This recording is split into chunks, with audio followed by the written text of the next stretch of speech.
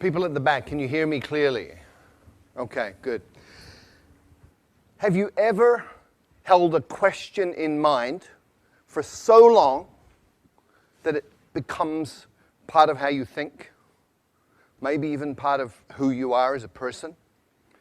Well, I've had a question in my mind for many, many years, and that is, how can you speed up learning?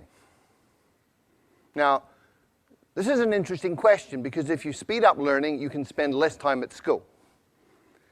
And if you learn really fast, you probably wouldn't have to go to school at all. Now, when I was young, school was sort of okay, but I found quite often that school got in the way of learning. So I had this question in mind: how do you learn faster? And this began when I was very, very young. When I was 11 years old, I wrote a letter to researchers in the Soviet Union asking about hypnopedia. This is sleep learning, where you get a tape recorder, you put it beside your bed, and it turns on in the middle of the night when you're sleeping, and you're supposed to be learning from this. Good idea. Unfortunately, it doesn't work. But hypnopedia did open the doors to research in other areas, and we've had incredible discoveries about learning that began with that first question. I went on from there to become passionate about psychology, and I have been involved in psychology in many different ways for the rest of my life up until this point.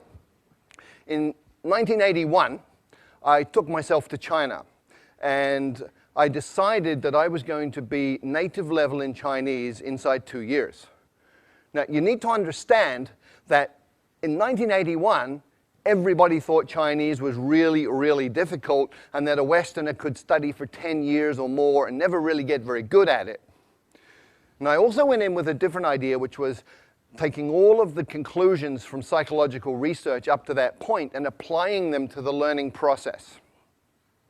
What was really cool was that in 6 months I was fluent in Mandarin Chinese, and it took a little bit longer to get up to native.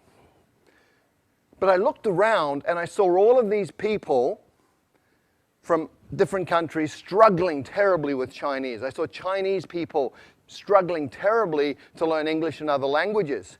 And so my question got refined down to, how can you help a normal adult learn a new language quickly, easily, and effectively? Now, this is a really, really important question in today's world. We have massive challenges with environment. We have massive challenges with social dislocation, with wars, all sorts of things going on. And if we can't communicate, we're really going to have difficulty solving these problems. So we need to be able to speak each other's languages. This is really, really important. The question is, how do you do that? Well, it's actually really easy. You look around for people who can already do it. You look for situations where it's already working, and then you identify the principles and apply them. It's called modeling, and I've been looking at language learning and modeling language learning for about 15 to 20 years now. And my conclusion, my observation from this is that any adult can learn a second language to fluency inside 6 months. Now, when I say this, most people think I'm crazy. This is not possible. So let me remind everybody of the history of human progress. It's all about expanding our limits. In 1950, everybody believed that running 1 mile in 4 minutes was impossible. And then Roger Bannister did it in 1956, and from there it's got shorter and shorter. 100 years ago, everybody believed that heavy stuff doesn't fly, except it does, and we all know this. How does heavy stuff fly? We reorganize the material using principles that we have learned from observing nature, birds in this case. And today, we've gone even further. So you can fly a car. You can buy one of these for a couple of $100,000 US. We now have cars in the world that fly. And there's a different way to fly, which we learned from squirrels. So all you need to do is copy what a flying squirrel does, build a suit called a wingsuit, and off you go. You can fly like a squirrel. Now, most people, a lot of people, I wouldn't say everybody, but a lot of people think they can't draw. However, there are some key principles, 5 principles that you can apply to learning to draw, and you can actually learn to draw in 5 days. So if you draw like this, You learn these principles for 5 days and apply them, and after 5 days you can draw something like this. Now I know this is true because that was my first drawing, and after 5 days of applying these principles, that was what I was able to do. And I looked at this and I went, wow! So that's how I look like when I'm concentrating so intensely that my brain is exploding. So anybody can learn to draw in 5 days. And in the same way, with the same logic, anybody can learn a second language in 6 months. How? There are 5 principles and 7 actions. There may be a few more, but these are absolutely core. And before I get into those, I just want to talk about 2 myths. I want to dispel 2 myths. The first is that you need talent. Let me tell you about Zoe.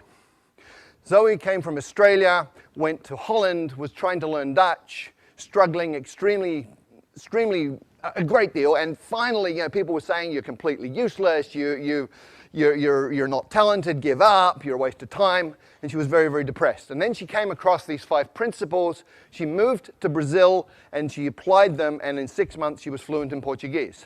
So talent doesn't matter. People also think that immersion in a new country is the way to learn a language, but look around Hong Kong. Look at all the Westerners who've been here for 10 years who don't speak a word of Chinese. Look at all the Chinese living in America, Britain, Australia, Canada, who've been there 10, 20 years, and they don't speak any English. Immersion per se does not work. Why? Because a drowning man cannot learn to swim. When you don't speak a language, you're like a baby, and if you drop yourself into a context which is all adults talking about stuff over your head, you won't learn. So, what are the 5 principles that you need to pay attention to? First, there are 4 words. Attention, meaning, relevance, and memory. And these interconnect in very, very important ways, especially when you're talking about learning. Come with me on a journey through a forest. You go on a walk through a forest and you see something like this. Little marks on a tree. Maybe you pay attention, maybe you don't. You go another 50 meters and you see this. You should be paying attention. Another 50 meters, if you haven't been paying attention, you see this. And at this point, you're paying attention. And you've just learned that this is important, it's relevant, because it means this. And anything that is related, any information related to your survival, is stuff that you're going to pay attention to, and therefore you're going to remember it. If it's related to your own personal goals, then you're going to pay attention to it. It's relevant, you're going to remember it. So the first principle for learning a language is focus on language content that is relevant to you, which brings us to tools. We master tools by using tools, and we learn tools the fastest when they're relevant to us. So let me share a story. A keyboard is a tool. Typing Chinese a certain way, there are methods for this. That's a tool. I had a colleague many years ago who went to night school Tuesday night, Thursday night, 2 hours each time, practicing at home. She spent 9 months, and she did not learn to type Chinese. And one night we had a crisis. We had 48 hours to deliver a training manual in Chinese. And she got the job. And I can guarantee you, in 48 hours, she learned to type Chinese because it was relevant, it was meaningful, it was important. She was using a tool to create value. So the second principle for learning a language is to use your language as a tool to communicate right from day one, as a kid does. When I first arrived in China, didn't speak a word of Chinese. And on my second week, I got to take a train ride overnight. I spent 8 hours sitting in the dining car talking to one of the guards on the train. He took an interest in me for some reason. And we just chatted all night in Chinese, and he was drawing pictures and making movements with his hands and facial expressions, and piece by piece by piece, I understood more and more.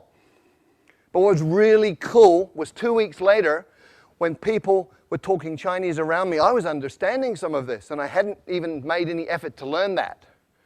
What had happened, I'd absorbed it that night on the train, which brings us to the third principle. When you first understand the message, then you will acquire the language unconsciously.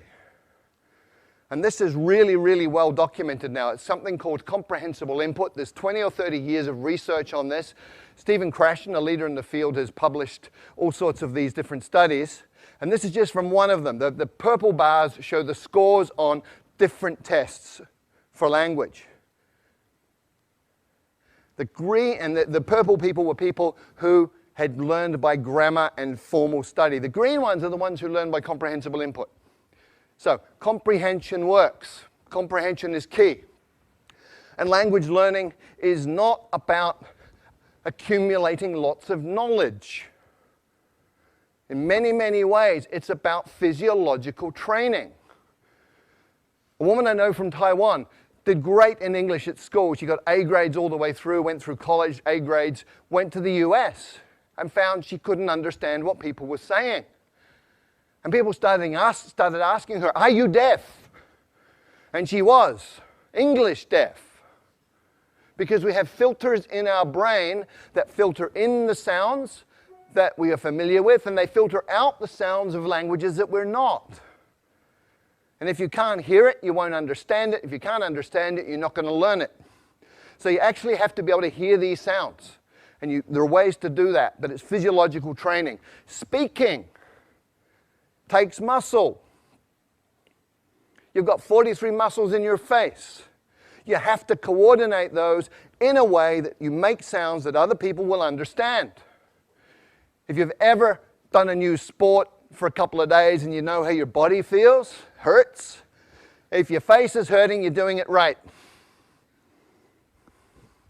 And the final principle is state, psychophysiological state. If you're sad, angry, worried, upset, you're not going to learn, period. If you're happy, relaxed, in an alpha brain state, curious, you're going to learn really quickly. And very specifically, you need to be tolerant of ambiguity. If you're one of those people who needs to understand 100% every word you're hearing, you will go nuts because you'll be incredibly upset all the time because you're not perfect. If you're comfortable with getting some, not getting some, just paying attention to what you do understand, you're going to be fine, you'll be relaxed, and you'll be learning quickly. So based on those 5 principles, what are the 7 actions that you take? Number 1, listen a lot. I call it brain soaking. You put yourself in a context where you're hearing tons and tons and tons of the language, and it doesn't matter if you understand it or not. You're listening to the rhythms, you're listening to patterns that repeat, you're listening to things that stand out. So just soak your brain in this. The second action is you get the meaning first, even before you get the words. And you go, well, how do I do that? I don't know the words. Well, you understand what these different postures mean. Human communication is body language in many, many ways. So much body language. From body language, you can understand a lot of communication. Therefore, you're understanding, you're acquiring through comprehensible input. And you can also use patterns that you already know. If you're a Chinese speaker of Mandarin and Cantonese and you go to Vietnam, you will understand 60% of what they say to you in daily conversation because Vietnamese is about 30% Mandarin, 30% Cantonese. The third action, start mixing. You probably have never thought of this, but if you've got 10 verbs, 10 nouns, and 10 adjectives, you can say 1,000 different things. Right? Language is a creative process. What do babies do? Okay, me, but, now. Okay, that's how they communicate. So start mixing, get creative, have fun with it. It doesn't have to be perfect, just has to work. And when you're doing this, you focus on the core. What does that mean? Well, with every language, there's high-frequency content. In English, 1,000 words covers 85% of anything you're ever going to say in daily communication. 3,000 words gives you 98% of anything you're going to say in daily conversation. You've got 3,000 words, you're speaking the language. The rest is icing on the cake. And when you're just beginning with a new language, start with your toolbox. Week number 1. In your new language, you say things like, how do you say that? I don't understand. Repeat that, please. What does that mean? All in your target language. You're using it as a tool, making it useful to you. It's relevant to learn other things about the language. By week 2, you should be saying things like me, this, you, that, give, hot, simple pronouns, simple nouns, simple verbs, simple adjectives, communicating like a baby. And by the 3rd or 4th week, you're getting into what I call glue words. Although, but, therefore, these are logical transformers that tie bits of a language together, allowing you to make more complex meaning. At that point, you're talking. And when you're doing that, you should get yourself a language parent. If you look at how children and parents interact, you understand what this means. When a child is speaking, it'll be using simple words, simple combinations, sometimes quite strange, sometimes very strange pronunciation. Other people from outside the family don't understand it. But the parents do. And so the kid has a safe environment, gets confidence. The parents talk to the children with body language and with simple language they know the child understands. So you have a comprehensible input environment that's safe. We know it works, otherwise none of you would speak your mother tongue. So you get yourself a language parent who's somebody interested in you as a person who will communicate with you essentially as an equal, but pay attention to help you understand the message. There are 4 rules of a language parent. Spouses, by the way, are not very good at this, okay? But the 4 rules are, first of all, they will work hard to understand what you mean, even when you're way off beat. Secondly, they will never correct your mistakes. Thirdly, they will feed back their understanding of what you're saying so that you can respond appropriately and get that feedback. And then they will use words that you know. The 6th thing you have to do is copy the face. You've got to get the muscles working right so you can sound in a way that people will understand you.